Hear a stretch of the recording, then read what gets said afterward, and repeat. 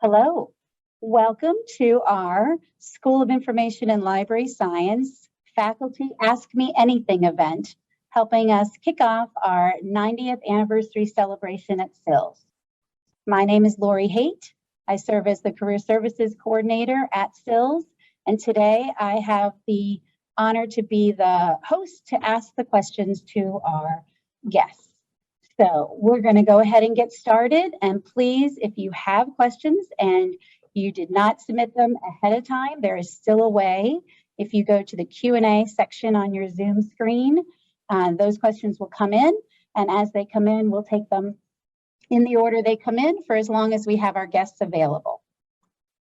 So our first guest today is Dr. Francesca Tripodi, Assistant Professor at UNC School of Information and Library Science, and Senior Faculty Researcher at the Center for Information Technology and Public Life. Welcome. Thanks for having me.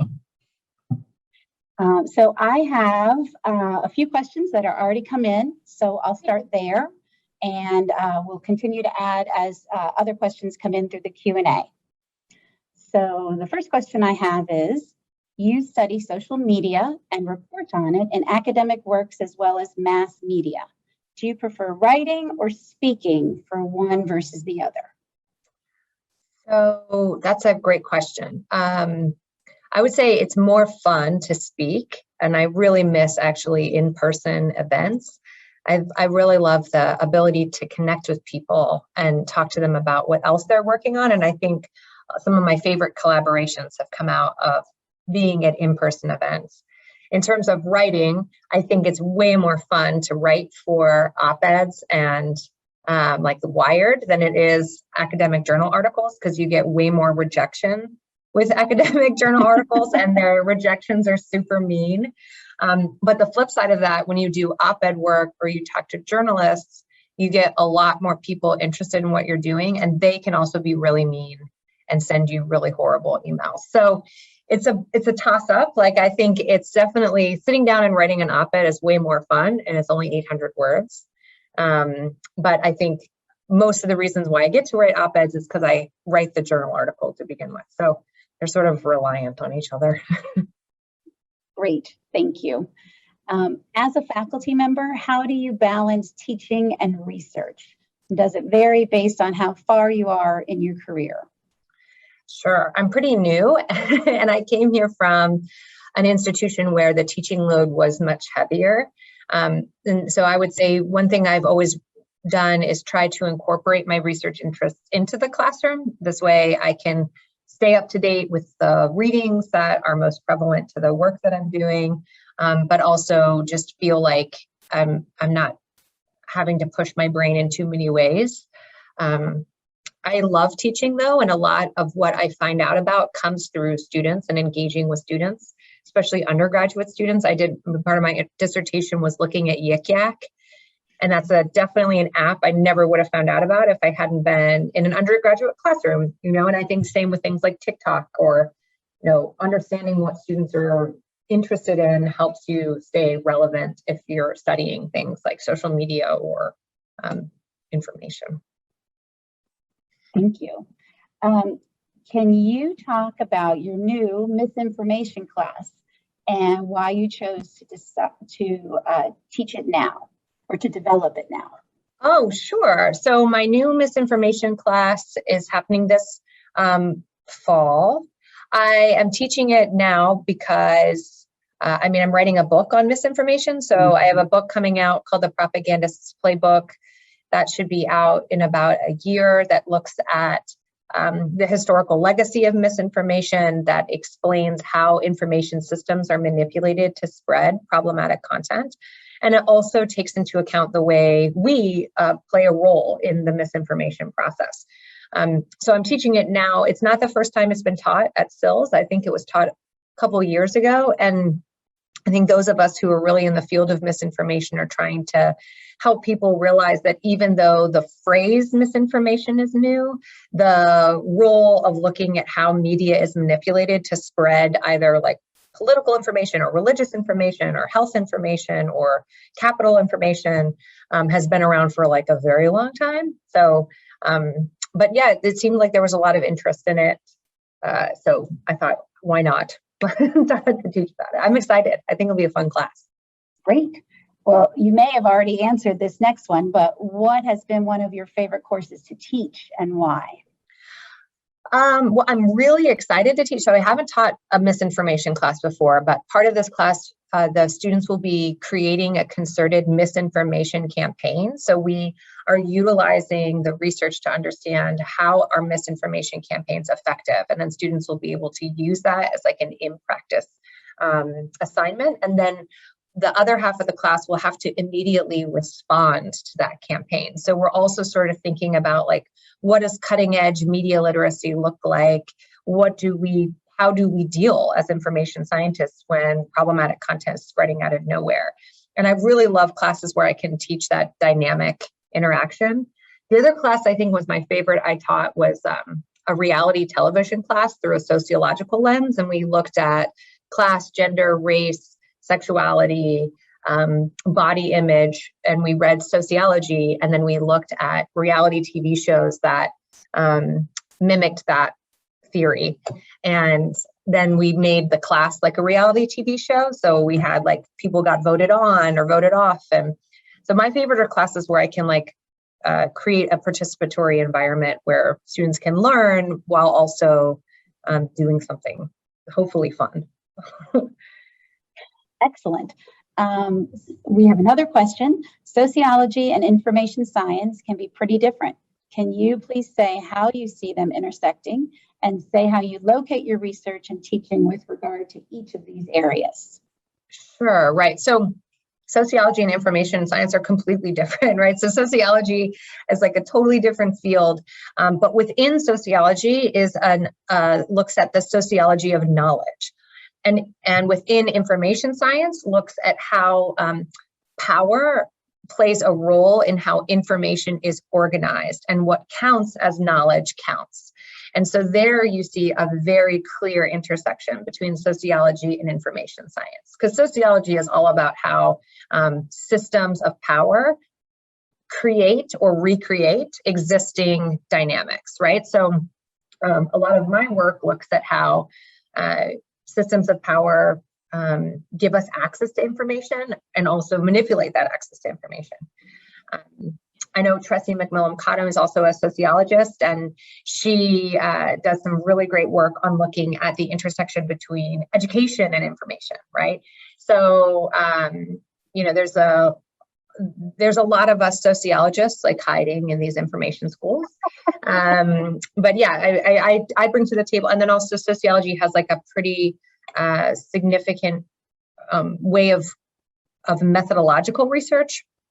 And so I teach the methods class where we look at, you know, interviews, focus groups, qualitative and then quantitative statistics. The methods definitely transfer from one discipline to another. Thank you. In your research, you've highlighted how extremists and political groups manipulate search engine and social media algorithms to spread and legitimize their messages.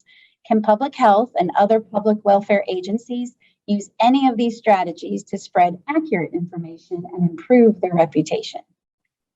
Sure. So I actually have a new article that just came out that looks at an ethnographic study of reopen groups and how much epistemology, which is like how we know what we know or how we define what we know, drives people's interaction with what they believe, right? And so what's interesting is, and what I'm seeing is that a lot of public health information, particularly around COVID, is actually using a lot of the same data sets and drawing on data visualizations to spread problematic content. There's a really great article out of MIT recently that looks at the same phenomenon. And so I think there's actually a huge overlap between public health and information and how we can better understand these meaning-making processes behind why people believe and spread information, not just what the bad information or inaccurate information is. So if that's something you're interested in, please reach out. I have some cool resources that I'm happy to share. Thank you. I have one more question at this time. Great.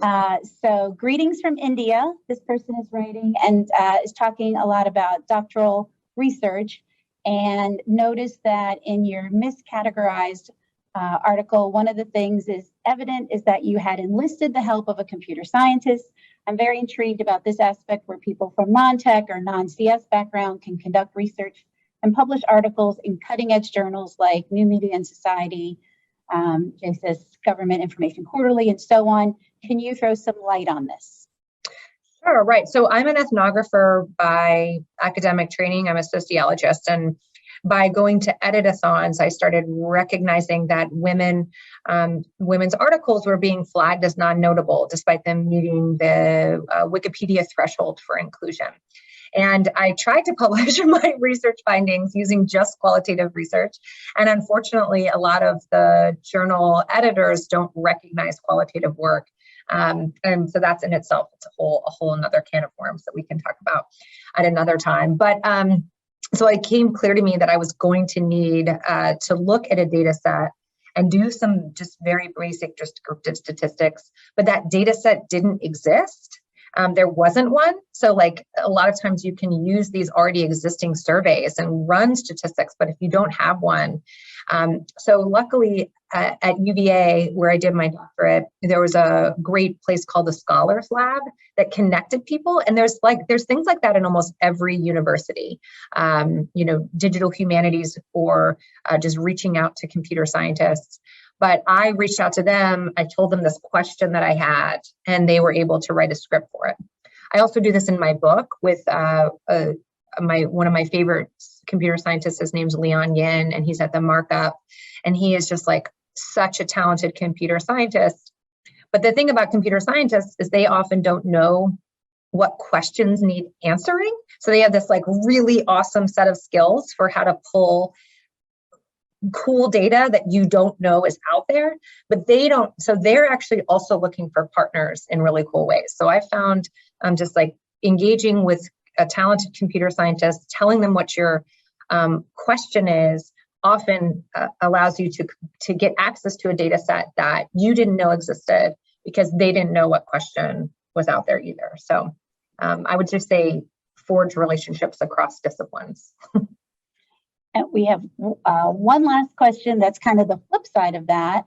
We have someone who's a master's student from India working in computer science, but they have a background in fundamental sciences, and their dissertation is going to be propaganda in India. How important is it to have a formal sociology background to look into this, especially to contextualize what they might be seeing? So, I mean, I think sociology brings with it a lot of great theory looking at inequality. And so a lot of the gender inequality literature has gone back decades. That being said, I think if you're interested in answering these questions from a computer science aspect, I would encourage you to get in touch with, institutions like Data and Society or CITAP, which I'm affiliated, the Center for Information Technology and Public Life, because we are basically creating those communities where you can partner with people and expand on your research as needed.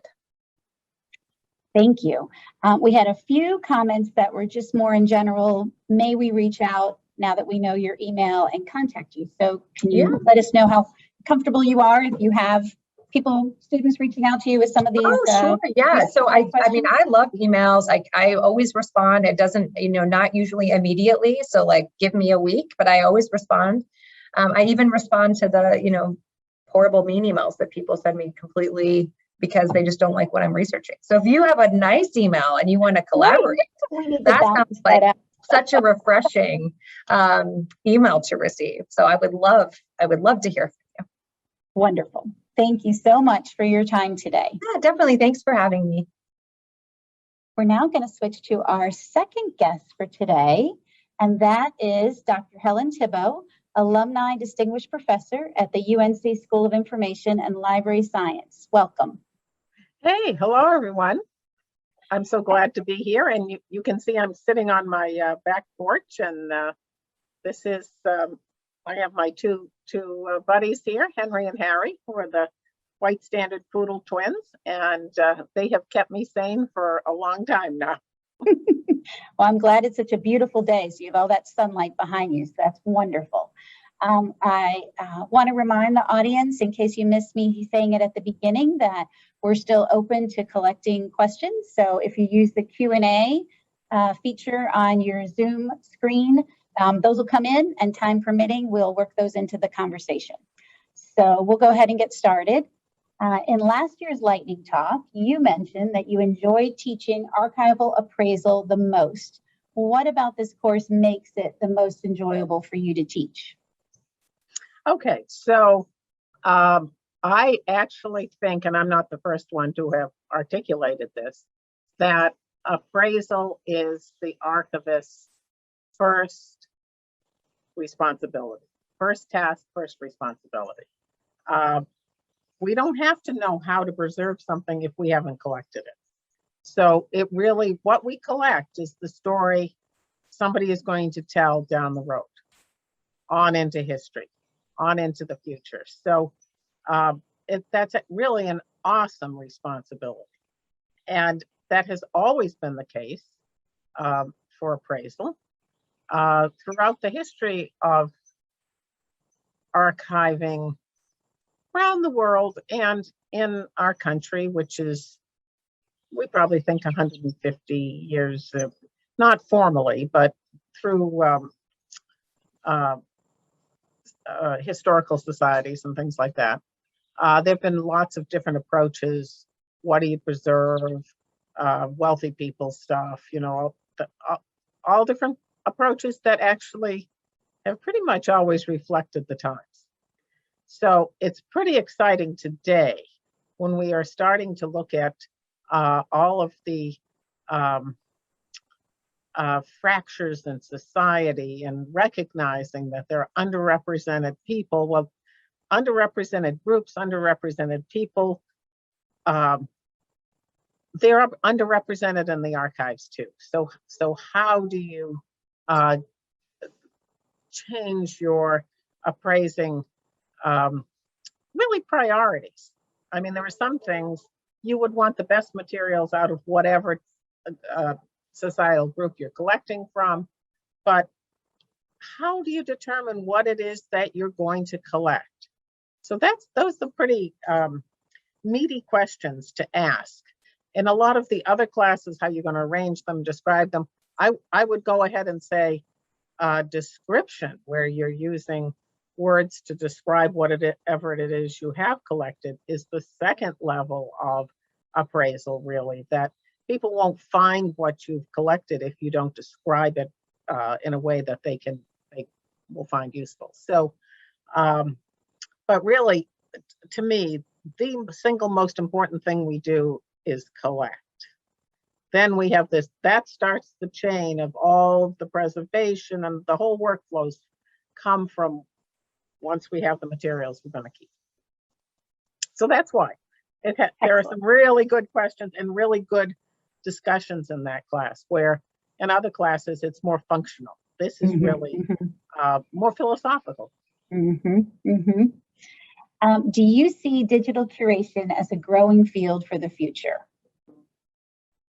So if I didn't, I would not have been the driving force, along with the dean, behind the new PSM, Professional Science Master's degree in digital curation. I mean, that would have been pretty silly if we didn't think that was the case. I think we're seeing more students in that program. I think digital curation, data curation, whichever term you want to use, is getting a lot of traction within the library and archive communities. I think there's a tremendous range of territory to be covered, because everybody has content. Everybody has digital content. All of it needs to be taken care of, from our own laptops to the biggest corporations, right? It's not all happening in archives. I will say very proudly that it's the archivists in the world that really kicked this off back about 25 years ago. But that's not the whole ballgame, right? And I think the world is going to catch up with this. So I think I have 4 more years left in me to teach. I will be 70 then. I know right. I just have the best skincare and hair regime. I know. Just wait till I lose a little weight. I'm working on that. You'll think I'm 25. But that's probably long enough to do this. I want that PSM to be secure, to have a sustainable number of students in it, and for people to recognize what it is, and not just from libraries and archives. That's the big challenge. And the second thing I'd like to do in those 4 years is to write a book more or less with the working title of The Imperative of Digital Curation. Not particularly for our field, that I think is got it or getting it, but for the world outside of our field, right? Because digital content needs to be taken care of everywhere. So I hope to be able to do those 2 things in the next 4 years. I think that's rather ambitious. I'm not so interested in all of the sweet, nice little articles to our own field. I don't think that's where the impact in this message really lies. Thank you. We have a question that came in. 100 years from now, what do you think the most important archives of the 2020s will look like? And how will archives in 100 years be different from archives now? So I would imagine 100 years from now, we'll have media that we can't imagine. So yeah, I'm not a Jules Verne kind of person. So that would be, now I'd really make money if I could do that. Because I'd write a great novel. So I think there'll be all sorts of new media that we would not have anticipated, because 100 years ago, we couldn't anticipate computers and all the things. We could only in the vaguest kind of ways, right? So that will be different. The most important, what was the first part? The most important. So how would they? Yes. What's how would they? What would the 2020s look like from the archival point of view 100 years from now? So I think that really depends on preservation, particularly of non-paper media. Right? We have a pretty good handle on paper.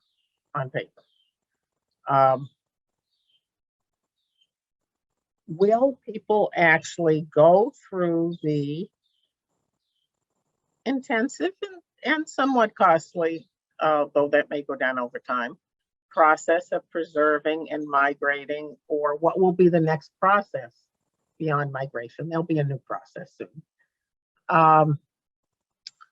To bring those materials forward in time, right? The best archive is the archive we will have, not the archives we have lost. So when you look back in antiquity, we have what we have, right? That's what we know about antiquity. There's a heck of a lot of stuff we don't know about because it was never collected, it was never saved, it was never found, like the Dead Sea Scrolls. It just disintegrated, right? So that chiseling into stone was a really good thing, because you couldn't get very many words per square inch, but you could keep that thing for a long time. Today, that's flipped on its head, and everything is very fragile. Paper's fragile, but digital content is way more fragile, unless we go through the right preservation, which we kind of know for today. That's going to change.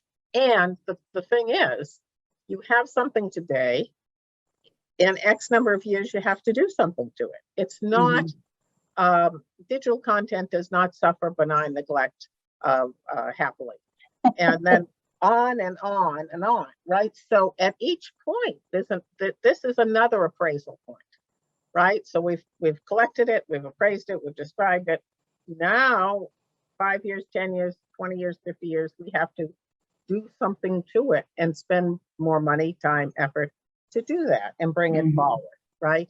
And the further you get away from the actual collecting time, the harder that becomes, because the less you actually know about those times, right? And that can be like 20 years ago, right?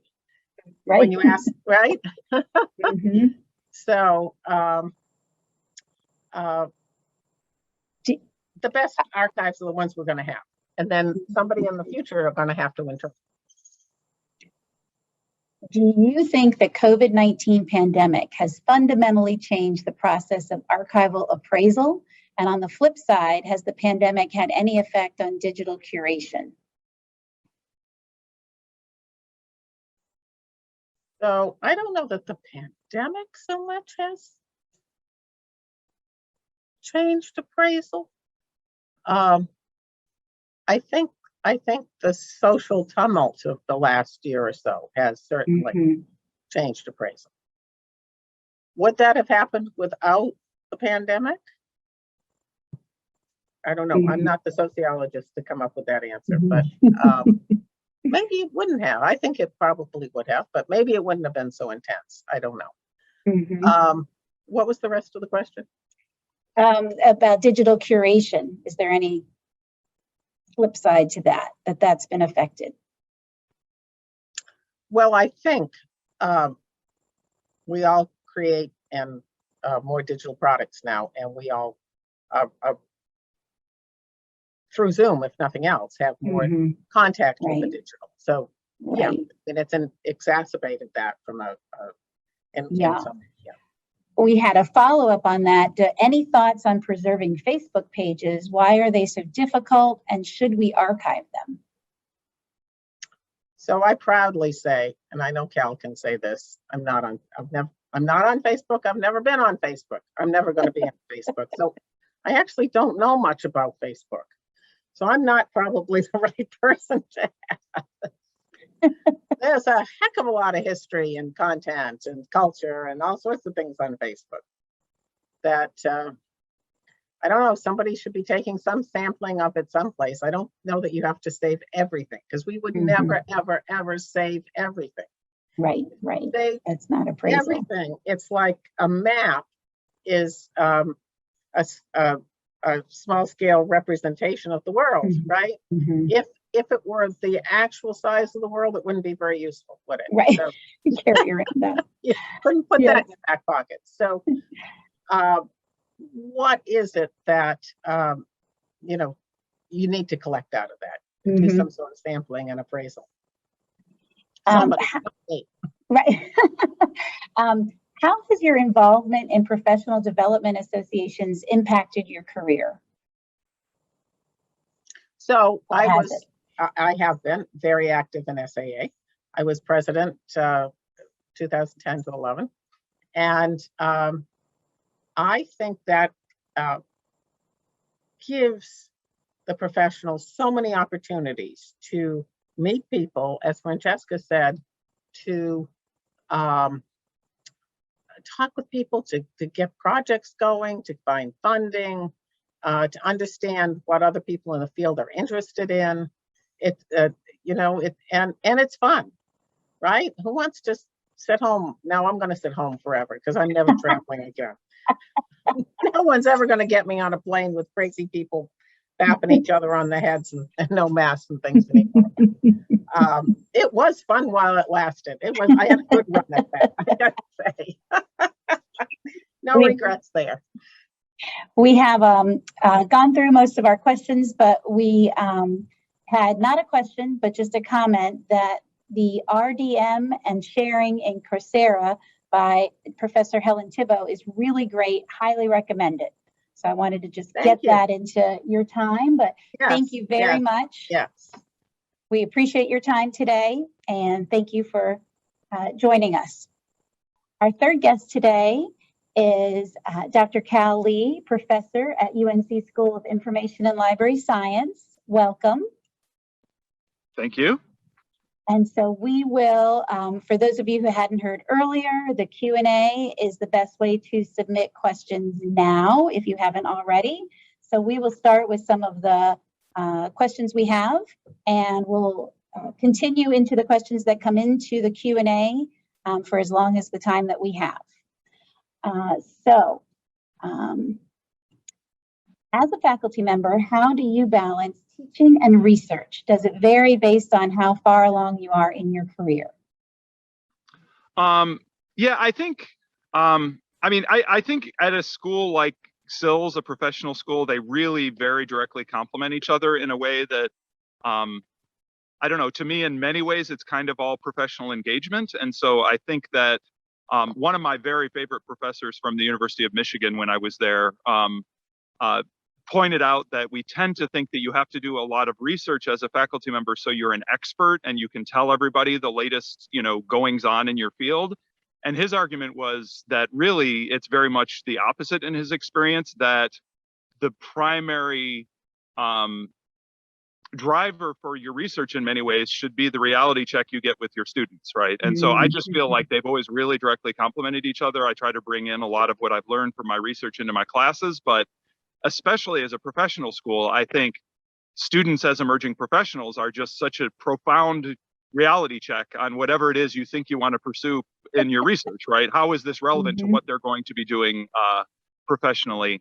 I think in terms of how much you publicize it, the reality of academia is, yes, if you're pre-tenure, if you're earlier in your career, you have to focus a lot more of your energy on projecting to the world what your research is than what your teaching is. But it's just one of the things I've always valued so much about SILS is that I think that I actually find it very hard to disentangle the two in many ways, right? I've had a number of grants, some with Helen, who you've just heard from, that very specifically were introducing a lot of what the research community was learning into graduate level education, right? So I think they very much build off of each other in a school like ours, if we're doing our jobs right.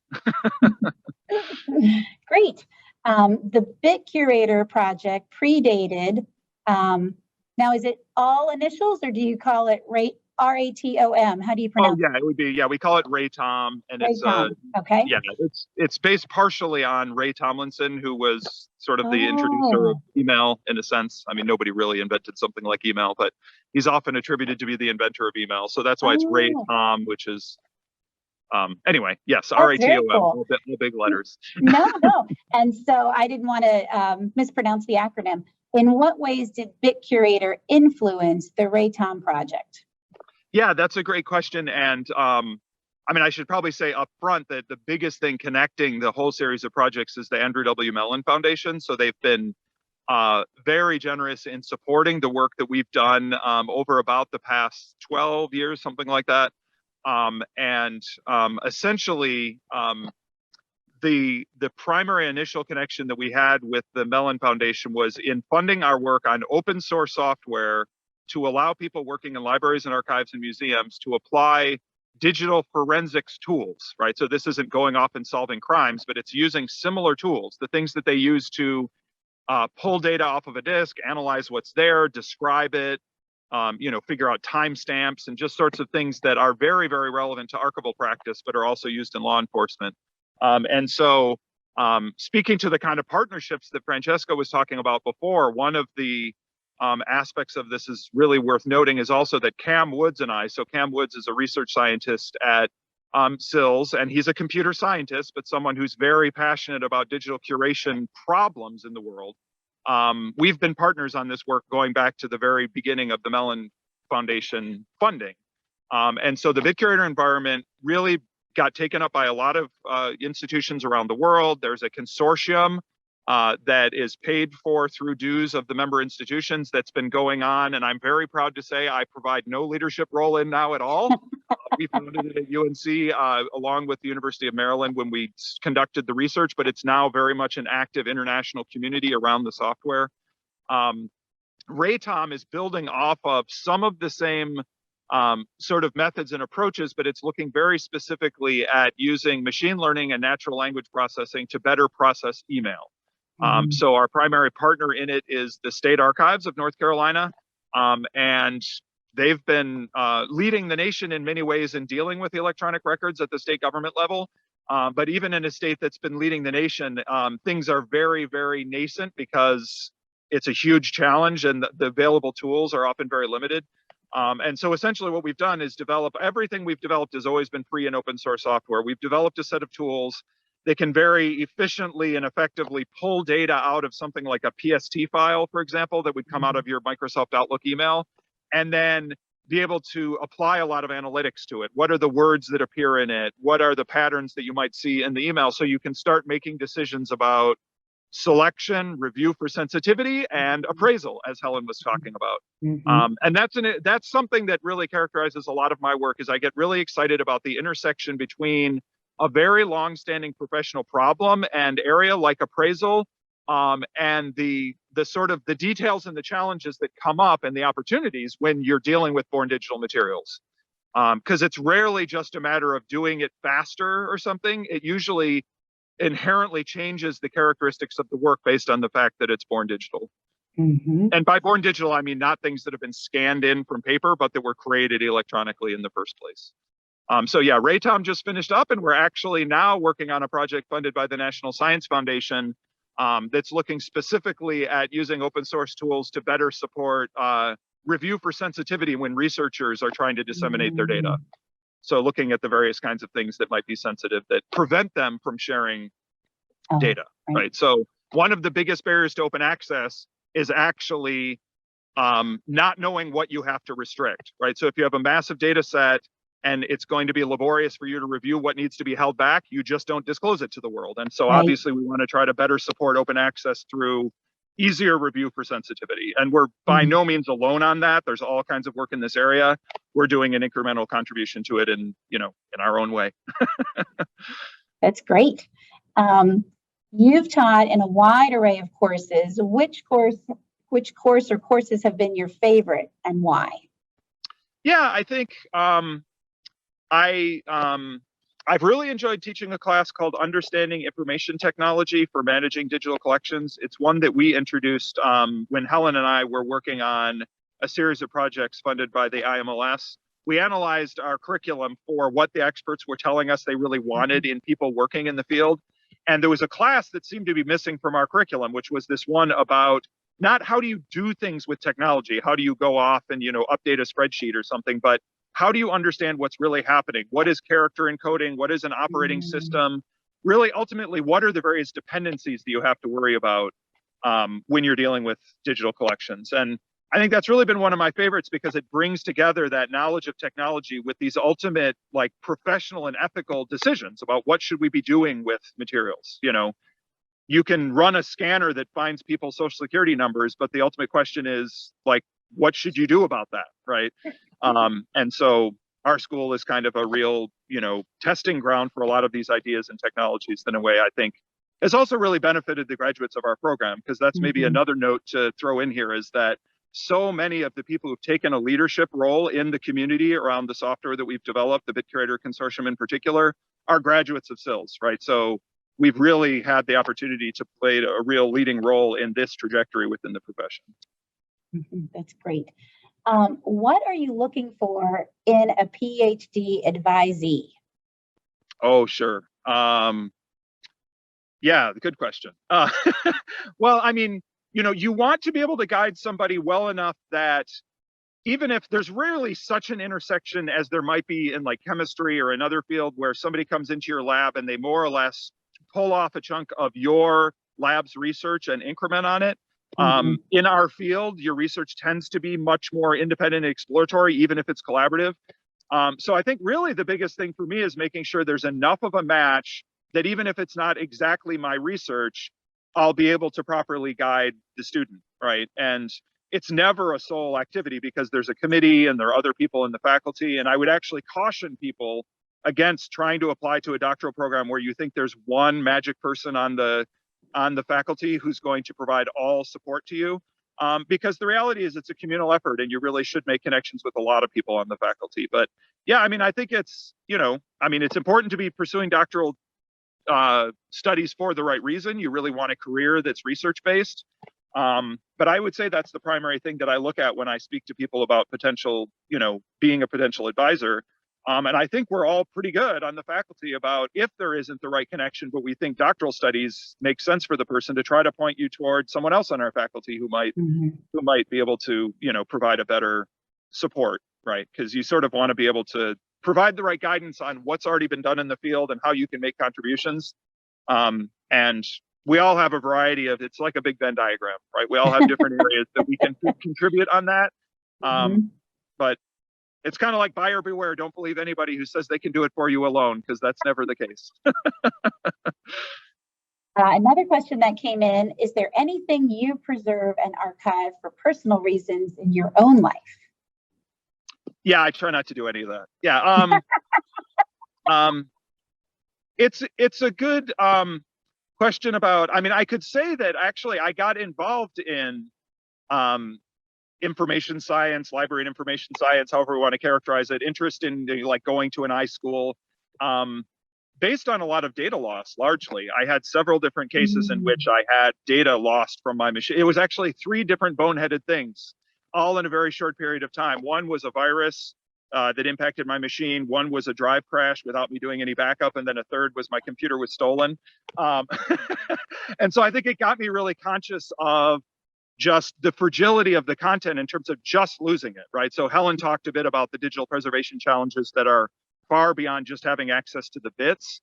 And I think that's the thing that any of us who work in the field get most embarrassed about discussing, because the reality is most of the work is around care and feeding of the, do I still have the software to read this? Do I still know how it's documented so I'll be able to understand it? And it's a very challenging thing to do on an individual level, which is why we try to institutionalize it as much as we can, because it's very hard to have a motivation to go back and just, on a whim, check all your files and make sure they're still readable or something like that, right? So, I think I'm probably more conscious and better than your average person at doing backups and making sure that things are stored in more than one place.